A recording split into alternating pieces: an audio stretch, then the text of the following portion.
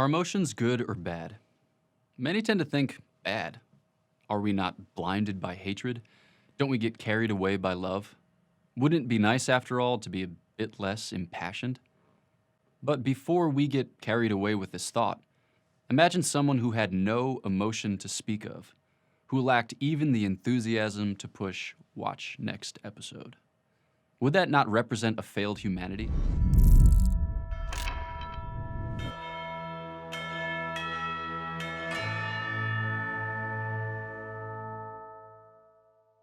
In the history of philosophy, the Stoics are famous for their opinion of the passions, which they judged to be perturbationes animae, disturbances of the soul. The ideal state for the Stoic is one of apathy. Against this position, though, philosophers like Aristotle and St. Thomas have taught that the passions, while passionate, still play a role in human perfection.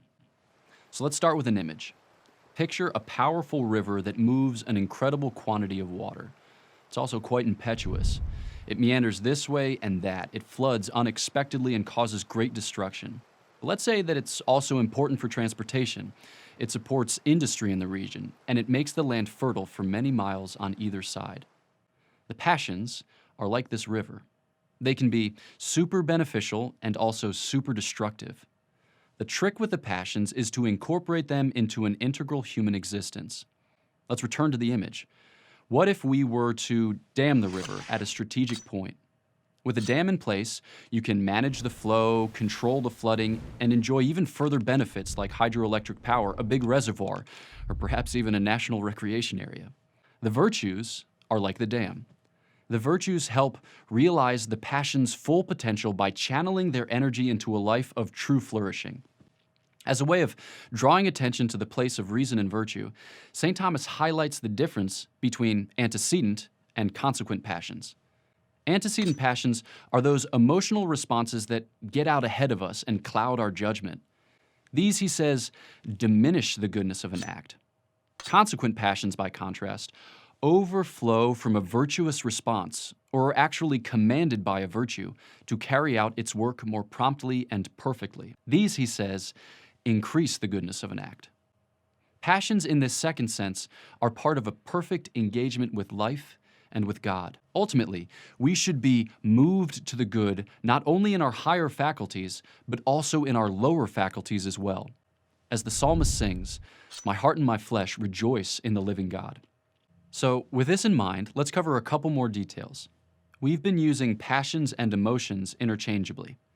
Passions is just the terminology that St. Thomas uses to describe something like what we would call emotions. So basically, as St. Thomas understands it, a passion is an embodied response to stimuli or sense cognition.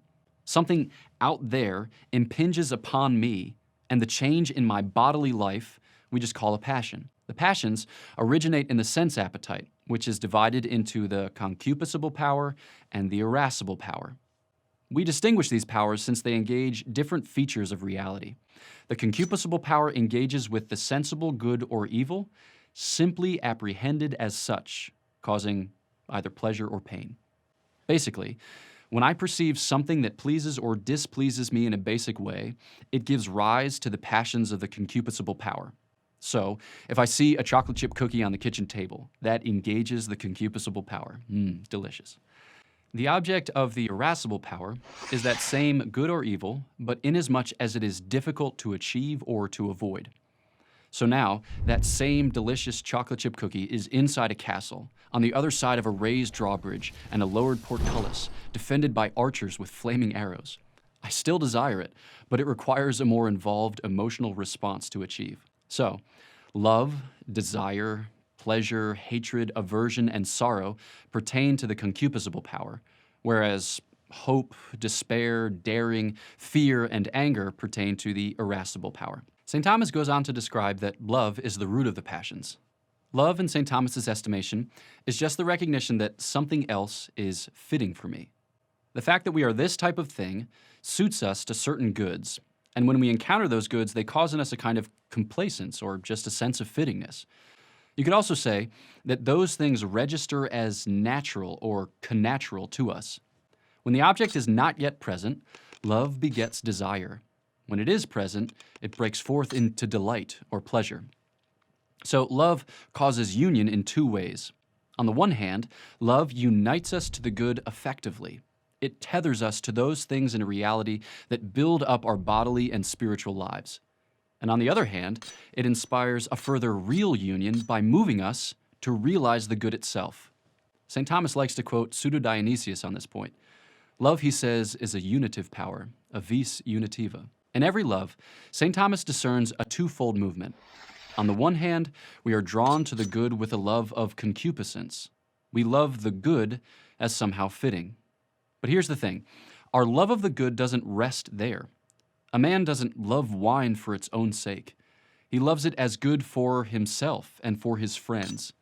So beyond the good, there is a person for whom it is loved. This latter dynamic we call love of friendship. This is not to say that love of concupiscence is bad and love of friendship is good. The distinction here isn't between egoism and altruism. In fact, both movements are present in every act of love. Rather, what we are saying is that the love of the good is for the person. In love, one wills the good of the beloved. Love, simply speaking, is between and among persons. It is a communion in the good.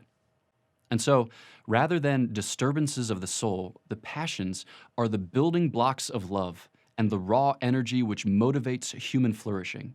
The question is not whether they are good or bad, but rather whether they are formed well or ill. For readings, podcasts, and more videos like this, go to Aquinas101.com. While you're there, be sure to sign up for one of our free video courses on Aquinas. And don't forget to like and share with your friends, because it matters what you think.